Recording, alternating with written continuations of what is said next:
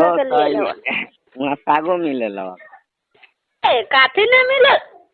ना काफी पटना में खोजे के चाहता पटना में काफी खोजे पटना में लड़की अच्छा अच्छा मिले साग तो बिहार भले सौरी गांव देहात में मिले तो माने ई में बेचाले नु तो किन के लिए वाला वैसा खा लो वैसा तो महंगा बिकते तो 100 रुपया किलो चना का साग हम नीचे रहे तो पूछे नहीं तो कहल ठीक है खेसारी चना उना सब लिया कैसे 100 रुपये किलो 100 रुपया किलो चना के साग बहन के यहाँ हम गांव में से ले जाए 1 क्विंटल उठा के तो 100 रुपये में बिकाई 10,000 में बिका जाएगी। हाँ बिका जाता का है ना हम सागे बेचब खेती में बोबो खेत में दियर में सब उखाड़ ले जाके बेचब ठीक रही लेकिन हम एगो सुना एगो बात बनू कि मेहरारू रही नु तो चली ठीक बा कोनो चीज माने हम मस्ती का कर देनी तू लगलू किरले काम बतावे कि उहे कर ना हैं तार बने हमने के ये इमेज बा हो तो का हो जाए आदमी बेचत ना खाई कोनो चोरी से ना कौन थोड़ी आदमी करत है चरावत ना खाई ना करके अरे तू दिल थाम के कर ले आवा कल के वीडियो शूट होके दा ओकरा बाद देखो ना रिजल्ट आवत 2-4-10 गो वीडियो पहले बने दा ओकरा बाद देखो ना का कहानी अरे तो शुरुए नहीं के भाई खाली बात है कि ना कबूतरी का देखनी है वीडियो तो कबूतरी कहता कि हम 4 साल से कर रहे हैं तो कहले हमारा मीडिया वाला कि 1000 गो हो गया हुआ तभी पता नहीं है कि 1000 गो से कम हुआ है ठीक है कि हम तो डेली अच्छी रहते हैं एक दिन भर हमको फ्री नहीं मिल रहा है कबूतरी का सुबह। अरे तो भाई वायरल है या यहाँ जैसे बाजार में कई गो दुकान होला कहा ने एगो बाजार में इतना दुकान है तो पूरा बिहार में कितना दुकान है तो वो ऐसे लोग के वो वेबसाइट बा यूट्यूब फेसबुक पे तो एगो ना एगो तो खोजबे करी नु जैसे कि सबके तो पैसा ओकरा के 50,000 1 लाख तो वो तो 2 लाख 4 लाख कमाई अब मान लो नया क्रिएटर हो जाना के ऊपर वीडियो डाली चलबे ना करी तो कहां से बोला सुना ने एगो आउ सही हमके तू बुलाओ तरवा के हमर एगो चीज नई के ठीक बा हमर पैसा मिले में जान तर अभी देरियो बाटे का कहीं ने कहीं यही से मार तो शर्मातन ठीक बा काची ना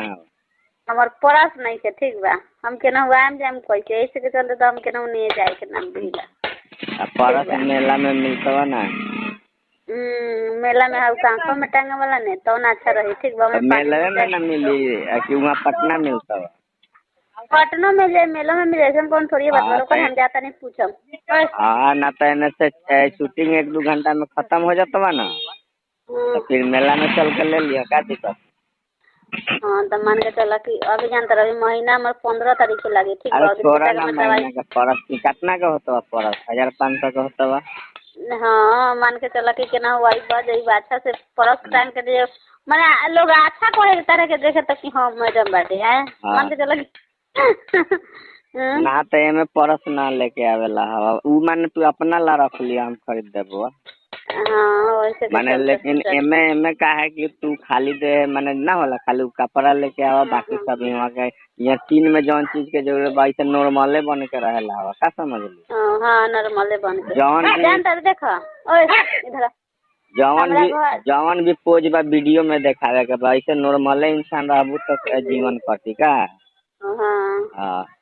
वो ऐसे एने से चलती में ले लिया ठीक बा मेला में तो मिलेगा चाहिए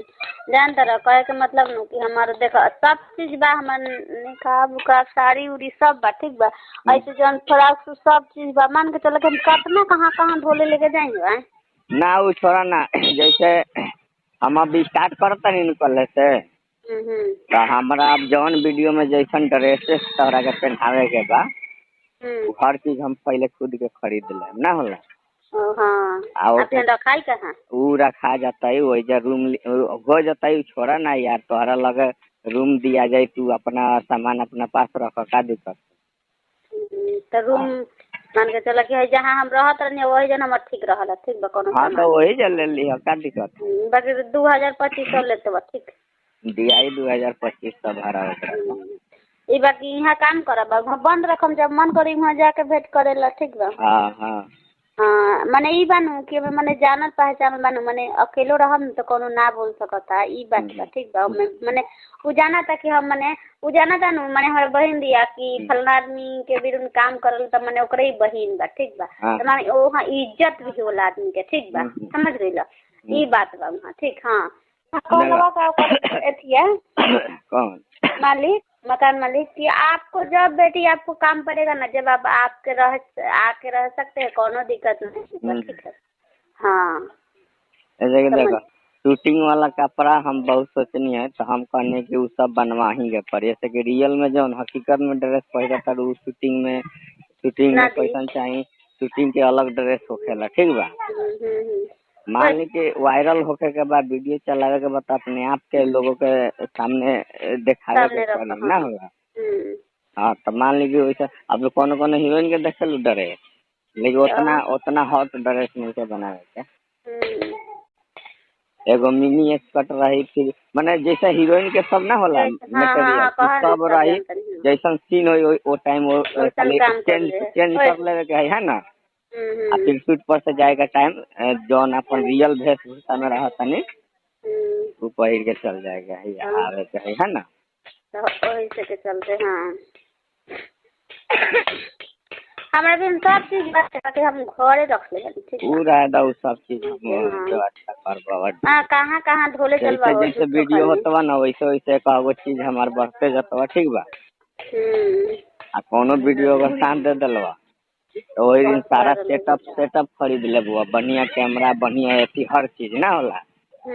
और सब वहीं रही जहाँ तू रहबू ठीक बा सब माने बड़का रूम लिए एगो में सामान रह जाए है ना हाँ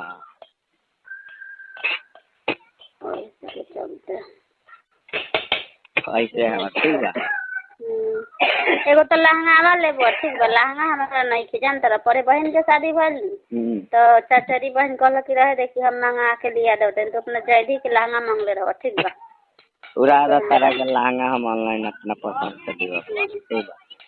तो ओही से मीशो से ऑर्डर करवा दे देखा के ठीक बा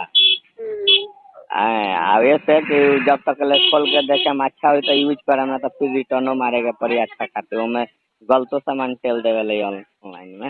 हाँ तो रह दे हम अपन चल के ले ले हम गांव चलियो के मैंने कहीं उहे रेटवा पड़तवा 1500 प्लस बढ़िया लहंगा 1000 रुपए का चले जौन बढ़िया लम कहे का मतलब है ये सब काम हो से कैसा कहीं शादी ब्याह में भी पहन के जा सकता फंक्शन में भी हमारा वीडियो के काम बा तो में पहन सकता वीडियो में तो शादियों के सीन में आवेला ना पहन सकता नहीं है ना हम का कहनी चले लगी तो हम कयो गो लड़की के अपना अंदर माने काम दे सकते नहीं ना समझ लेकिन जौन आई वो तोहरा हमरा अंदर रही मन ना वो चाहे कितनो खूबसूरत हो चाहे कितनो माने कमसीन ना जवान हो उससे हमरा मतलब नहीं है ऐसे कि हम पैसा कमाला ना बिजनेस करता नहीं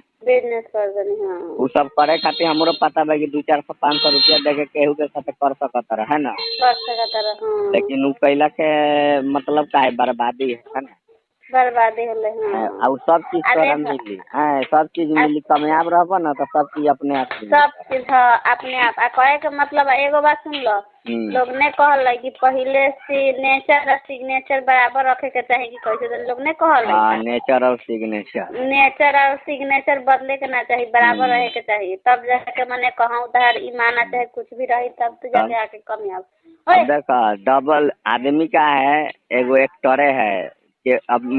विधायक मंत्री का है टीवी में कुछ और बोलेला और सामने कुछ और करेला का समझ ली ऐसे कि जाने लगे टीवी में मोबाइल में हमरा के लोग देखा था तो वही हिसाब से काम करे के बा रियल लाइफ में हमरा का बा उ चीज अलग बा ना वीडियो में जौन बोला था वो एगो अलग चीज हो गल सामने जो वो अलग हो गल है ना ऐसे समझे के पड़ी मनी में राजा भी छुटलावा के नहीं निकल से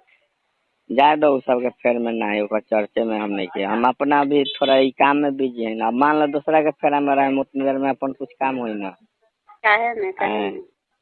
हमारा आइडिया भी हम बना देबो हाँ हो सब बना देबो अब यार हम लोग के बना के देवे नहीं तू माने अजीब हाल करत है नहीं मैंने एगो बात पूछनी है ठीक बता कि हमारे पहल का है ठीक बात है